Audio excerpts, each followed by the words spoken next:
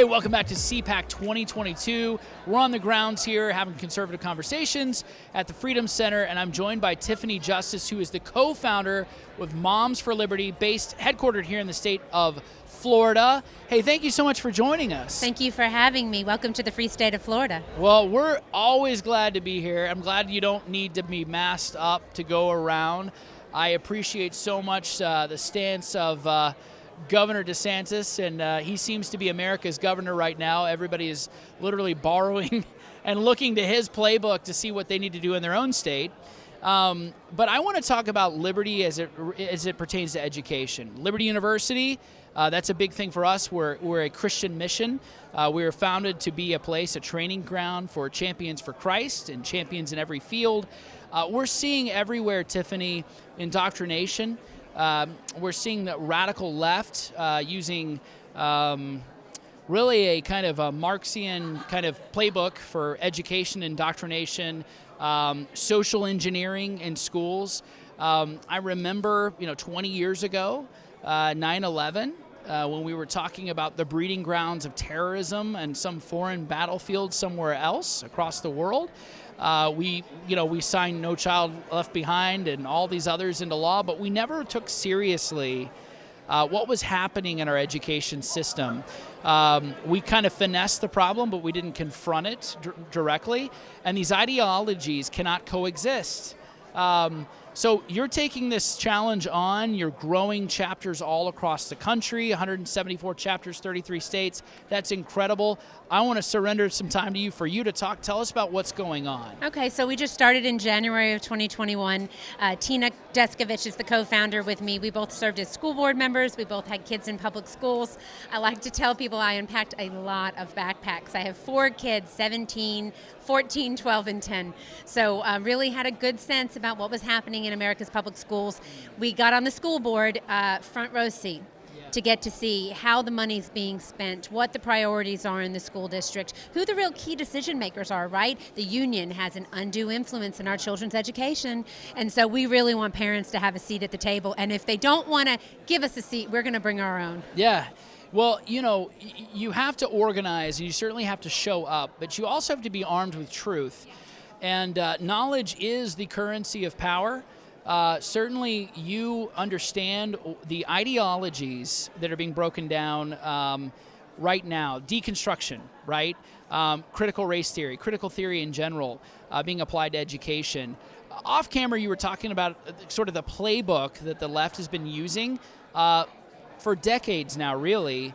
Talk a little bit about that. Yeah, one of the things we're seeing is that schools continue to seem to want to drive a wedge between the parent and the child. Doesn't make any sense to me. Parents are the #1 driver of student success. So if the American education system really wants to do right by our kids, they should roll out the red carpet for American parents. That's not what they're doing. We see transparency bills across the country, and people are fighting against transparency. I mean, let me say that again. Parents just want to know what their kids are being taught, right? Right. And we have people fighting against curriculum transparency. What do they have to hide? Right, absolutely.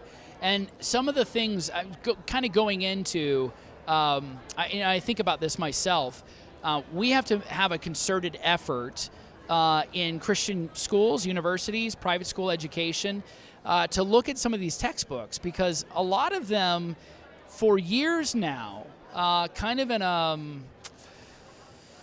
a way that it's been masked, veiled a little bit. Folks that don't understand terminologies and words, like what is this? Yes. I mean, so like unconscious bias training, right? When we think about, I think social emotional learning is now something that's coming around the corner. Social emotional learning is the vehicle by which CRT and all of these other ideologies are being delivered to our children. It used to be something that was on the plate of their education. It is now the plate with everything else is being served on. Yeah, and so across the field, and by the way, the media will lie about this and say, well, no. Critical theory is a legal study. And it can't be taught without high academics, because there's no way, unless they're in Columbia or Harvard University, they're not going to come across critical race theory. That's only for academics, right? It's not for young people.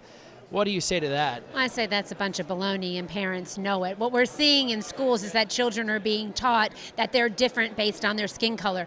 That is racism. Right. That is the definition of racism. And to make one child feel badly because of their skin color is discrimination. There is no room for racism or discrimination in America's public school classrooms, and American parents believe that. Yeah, absolutely. When I think about the kitchen conversations in America, and certainly moms are at the forefront of that. In my home, my wife is going to be the one that makes a lot of determinations about what's happening in the house currently today. That's what she's doing. Our house is the training ground of the future in America. I think freedom begins in the home. But you think about these kitchen conversations, economic conversations, household budgets, everything is going up, right, because of inflation. Certainly because of poor economic decisions. Lockdowns have consequences, and certainly printing tens of trillions of dollars has consequences too.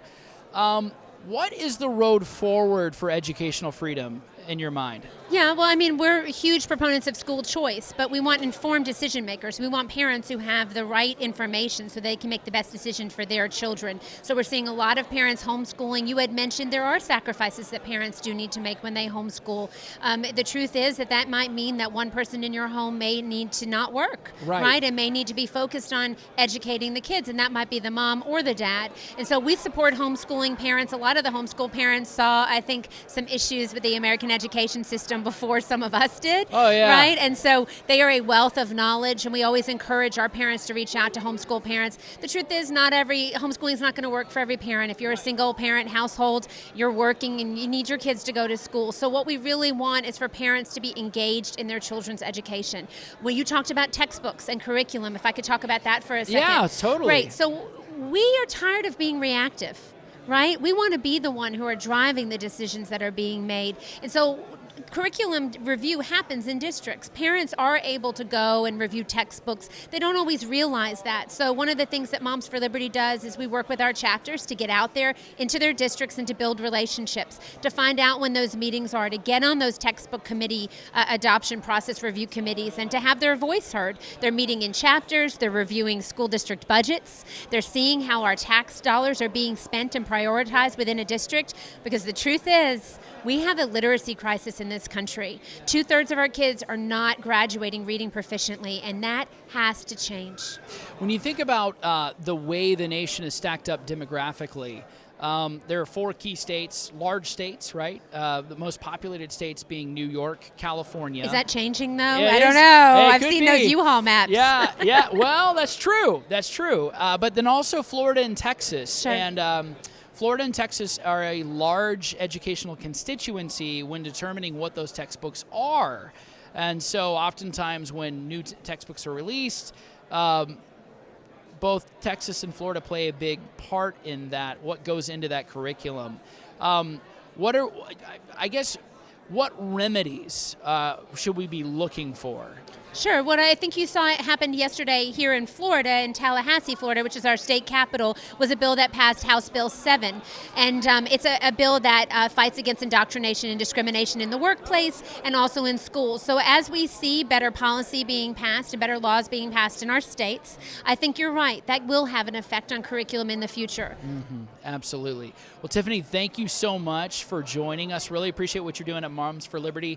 How can people get involved? I'm thinking about the moms who might be watching this, or a student that might be watching to say, hey, Mom, check this out. Where do they go to find you? So I want to tell you, first of all, we love dads too. Yeah. So you can be a mom, a dad, a grandparent, a community member. You don't have to have kids in school to be a member, to have your voice heard. Go to momsforliberty.org. You can check us out there. You can follow us on Twitter, on Instagram, on Facebook. You can find if you have a chapter near you at momsforliberty.org. And if you don't, please start one. We need to have our voices heard across America. Awesome. Thank you. Thank you.